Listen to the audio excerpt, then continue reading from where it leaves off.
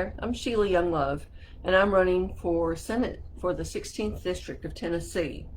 It includes 7 counties. There's Warren, Van Buren, Coffee, Grundy, Marion, Sequatchie, and Franklin. I'm glad you've joined me today, and you're welcome to leave comments. We're going to talk about healthcare in Tennessee, and we're going to talk about the possibility of having Medicaid expansion in Tennessee. So what I'd like for us to start out with is looking at the state of affairs right now in Tennessee with healthcare. Currently, we have TennCare, which is for people who are 138% below the poverty level, and then we have private pay insurance. We don't have anything to bridge that gap, and that's what we want to fix. In order to fix that, we're proposing that the state adopt Medicaid expansion. And people say, okay, what is Medicaid expansion? Well, Medicaid expansion is a program which comes through the federal government, and it includes coverage for those Tennesseans who may be the working poor and just can't afford private pay insurance. The federal government currently pays 90% of the cost of Medicaid expansion, and the state pays 10% of that cost. There have been many studies done regarding Medicaid expansion, and there are several states that are following it. And you're saying, okay, why do we have to have Medicaid expansion?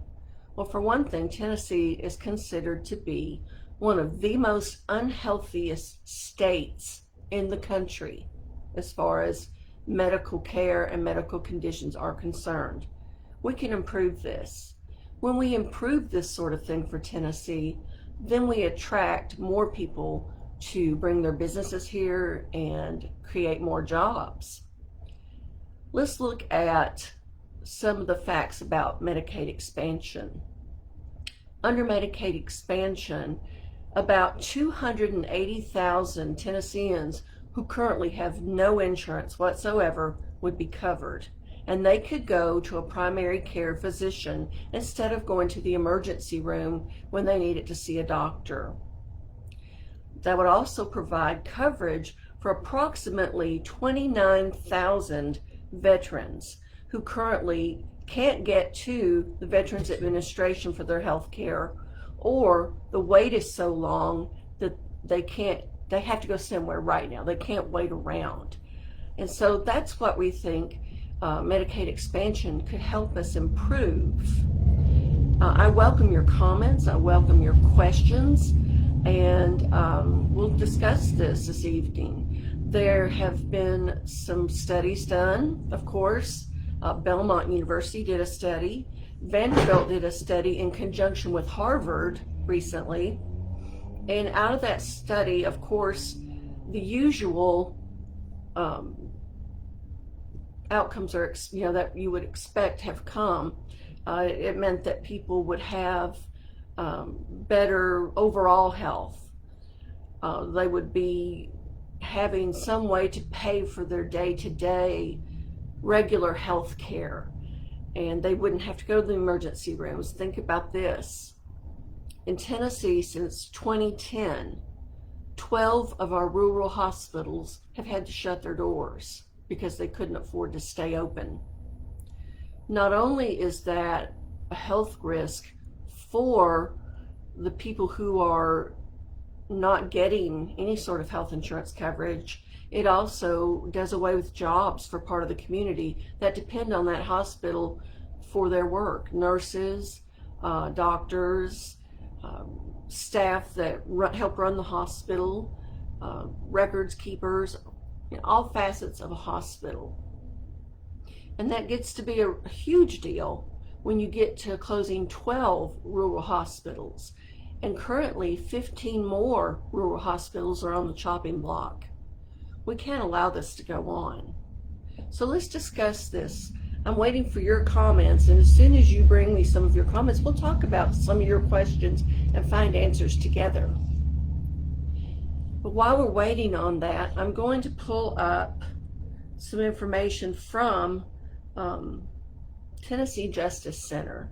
who is really knowledgeable about Medicaid expansion, and they have all sorts of information on there, and I encourage you to go to their website. Just type in tnjustice.org, and under the search bar type in Medicaid expansion. They have various articles, updates, information on how you can do Medicaid expansion in various ways, such as Arkansas has a plan that says, okay, even if you may not totally qualify for full Medicaid expansion, we're going to do sort of a hybrid deal. Tennessee may be able to do that as well. And in our most recent General Assembly, 2 Republican lawmakers broke with their Republican brothers and sisters and asked the General Assembly to bring back Governor Haslam's proposal for Insure Tennessee, which was a form of Medicaid expansion. It didn't go anywhere, naturally, because the majority of our General Assembly is Republican currently.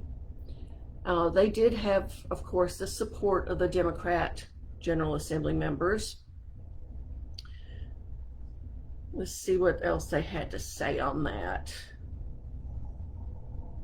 It said if that bill had passed, the legislation requires Governor Bill Lee to submit a waiver amendment to federal officials within 180 days and seek medical assistance coverage for the same population groups and services as the Insure Tennessee proposal.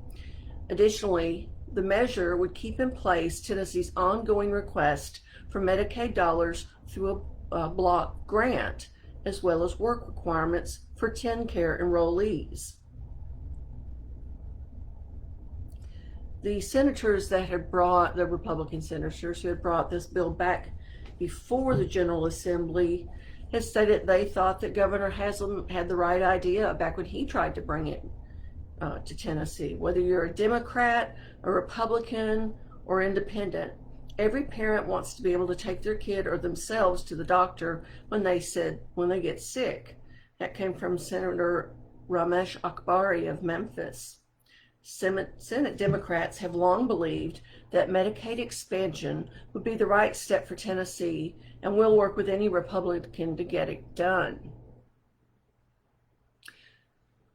Medicaid expansion became an option for states under President Obama under the Affordable Care Act, and it permits state-run insurance programs to offer coverage to moderately low-income people who would not otherwise be eligible. Generally, the government pays 90% of the costs of insuring the expansion population. And most states have seized on that opportunity. 36 of our states and Washington, D.C. have expanded their Medicaid programs in some form, and most of those are not conservative-led states in the Southeast. Tennessee lawmakers have consistently rejected efforts to expand.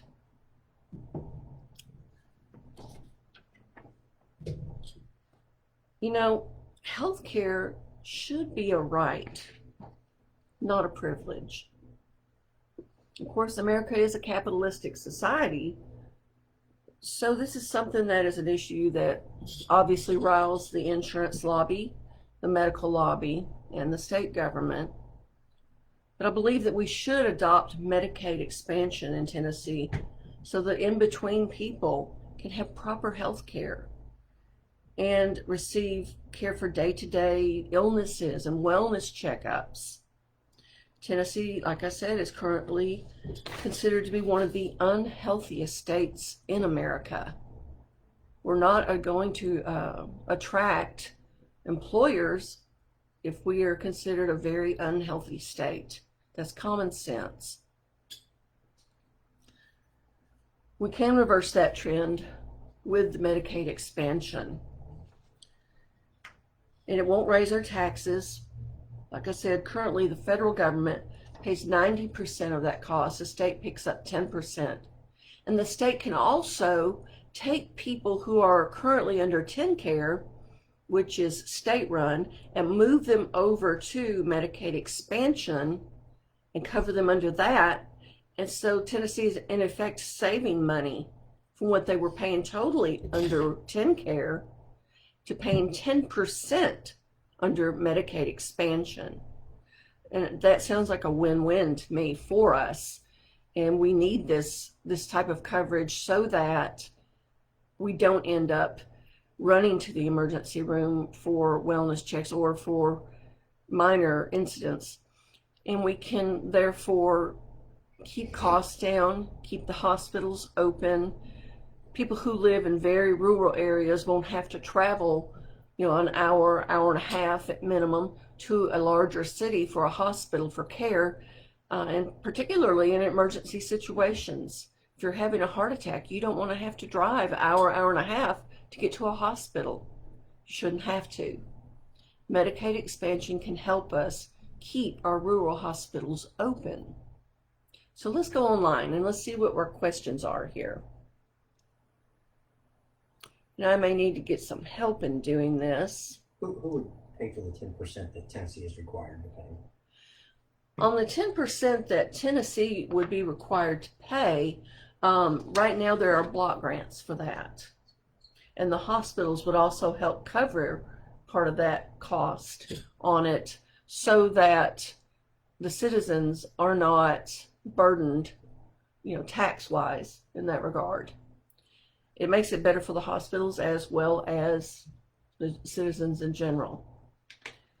And let's see, what else have we got here? Somebody else has got a question here for me. Let me see here. Does the expansion program cover the much needed mental health and substance abuse services we so desire or need in Tennessee? My understanding of Medicaid expansion is that it does, in fact, have a mental health care coverage and substance abuse help, which is desperately needed. I think we could agree that we have people who are incarcerated who shouldn't be incarcerated because they do need mental health help. That would solve many problems. It would keep our jails from being overly crowded, and it would get people who have mental disorders, mood disorders, mental illness on a good track because they would have their medications they need and could afford. And let's see, what else have we got here? You guys are going really slow in your questions, but let's go ahead and let's keep it up here. I don't know if anybody else just can't see the questions.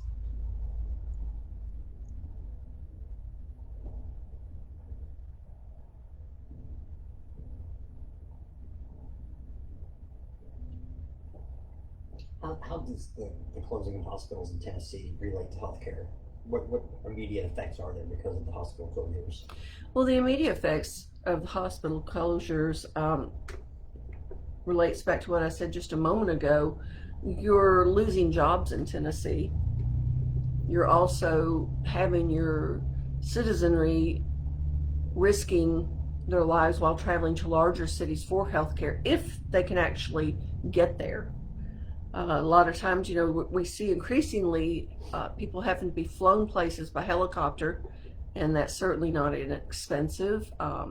If you live, let's say, in Grundy County, Sequatchie County, in our district, you're going to have an ambulance come get you, or a family member personally drive you to Chattanooga or to Nashville or Murfreesboro. It's going to really cut off valuable time that they need to make sure that your healthcare needs are met. Okay. I know y'all got more questions than this. We've had 15 minutes here of me just talking. So let's get some more questions in here. Let me see if my campaign manager, Joe, is getting some more of your questions because I can't see them come up. Joe, are you seeing any questions come up? I'm not seeing questions. There are currently about, I believe, 200,000 veterans in Tennessee without health insurance. Yes. And this would certainly help cover them. Yes. And although, they could get VA coverage, a lot of the veterans complain that it takes them at least 6 months just to get a regular appointment. And of course, the VA program has come under a lot of scrutiny, a lot of criticism in the past 5 to 10 years because it was so difficult for veterans to get the health care that they needed when they needed it. Under Medicaid expansion, they could go ahead and be covered and wouldn't have to worry about whether, they're going to be seen to or if they're just going to be left there to fend for themselves. Certainly not something that we want for our veterans who have fought for our freedoms. We want to treat them with more respect and give them what they need. Let's see, we're looking some more here to see who all has got some questions for us. Is there any information as to why the General Assembly denies the expansion program if it includes that much federal money? Well, there are several reasons why the General Assembly gets all in arms about the cost. The main thing is they want to say, well, it's going to raise our taxes, but that's not true. I mean, it's not been true in the states where there is Medicaid expansion. So I'm really not sure why they're so worried about that. When Governor Haslam first introduced it, there were 4 key Republicans who basically stabbed him in the back on getting Medicaid expansion through, one of whom happened to be my opponent right now.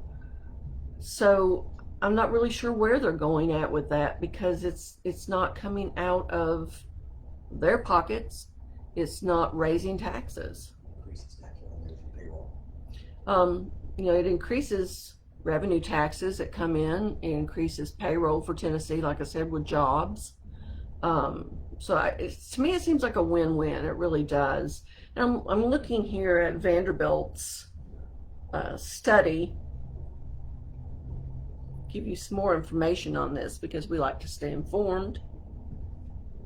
And I welcome any of your comments regarding your experience or someone you know who has experienced Medicaid expansion in their state. Of course, irrational explanation is that Medicaid expansion makes it less likely that low-income people will suffer from plummeting health that jeopardizes their lives. And Vanderbilt did a study along with Harvard that followed 15,000 individuals over a couple of decades. And what they found out, and this was in a 12-state area, what they found out was that residents in expansion states were 1.8% less likely to report declining health than their peers in non-expansion states. The message is pretty simple. Medicaid is keeping people from the kind of precipitous health decline that could lead to death. When you've got a healthier state, you're going to invite employers. When you invite employers, it also begs the state to actually come up with better funding for schools. Those two things combined bring even more employers, so more jobs, more tax dollars to our state to pay for things that we need, such as the 10% the state is covering, that whatever the block grant does not cover. So let's keep that in mind, because it is important to know that it's not just up there whispering in the wind. Things can be done. Let's look a little bit further at this report from Harvard and Vanderbilt. Of all the non-expansion states in that study, Tennessee reported the worst results. 37.5% of respondents said that their health declined over the survey period. So the study estimates that if Tennesseans had chosen to expand Medicaid, the state would instead be ranked 5th in the nation. This study is actually filled a gap in the existing academic research on the health impact of Medicaid expansion. Prior studies found that the expansion did not significantly improve the health, but improved survivability rates, raising questions about how people were living longer without getting healthier. But the new research provides that answer. Expansion may not make people healthier, but it prevents their health from failing and falling into a nosedive. And that's pretty much common sense. At least it's common sense for me. I hope it's common sense for you as a voter and a resident of Tennessee. The results were consistent no matter how states chose to expand the coverage. Like I said a while ago, Arkansas used federal expansion funding to subsidize private insurance for residents who would not otherwise qualify for the public coverage. Tennessee could also follow a unique path to the expanded coverage. Just this past November, Governor Lee asked the federal government to convert funding for TennCare to a block grant, and that would have given officials more authority over how to spend Medicaid. The proposal states that one of the priorities for this plan is to extend coverage to some needy people who do not currently qualify. So it doesn't necessarily expand or matter how you expand, just expanding it confers a health benefit. So let me look here. I've got some more research here I wanted to bring up because I do like to bring research into any topic I talk about. And feel free to put your comments on here. I'm not seeing them, and it may be that I just don't have that part of my screen turned on. And please be patient with me as this is my first Facebook Live. I will get better at it, and I'm still learning some technology as well. So I appreciate your patience while I'm working on that. Let's see here. Would the qualifications for Medicaid change at all? Would the qualifications for Medicaid change? Is that what we have a question on? Yes. Okay, well, I think it's more than a one-word answer. I think that it depends, which naturally a lawyer would say it depends. Let's see.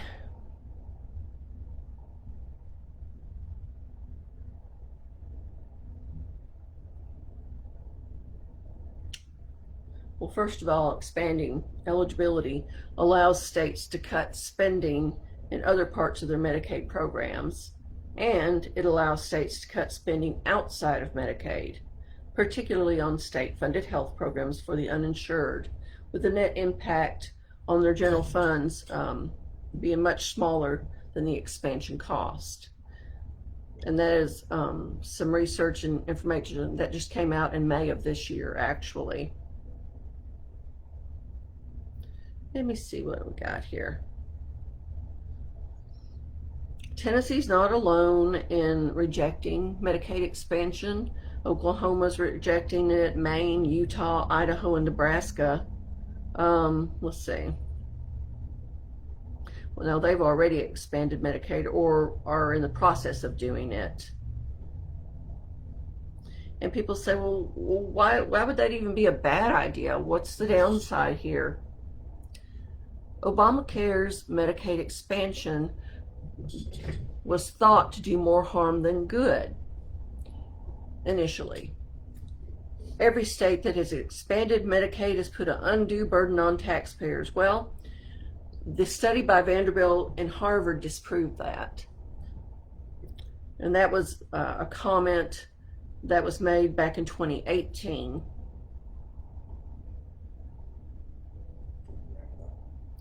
And I think that what we have to get it back to is that Tennesseans deserve good health care coverage. We deserve leaders who care about us. You know, they may have health insurance coverage either individually or through their spouse, but there are so many of Tennesseans who don't have this coverage. And as your next senator, I want to be sure that you're taken care of. I want you to be bold with this. I want you to be brave. Ask questions. Don't just accept what people say. Question everything. Be bold, be brave, and most importantly, be you. I'm Sheila Younglove, and I'm asking for your vote in November.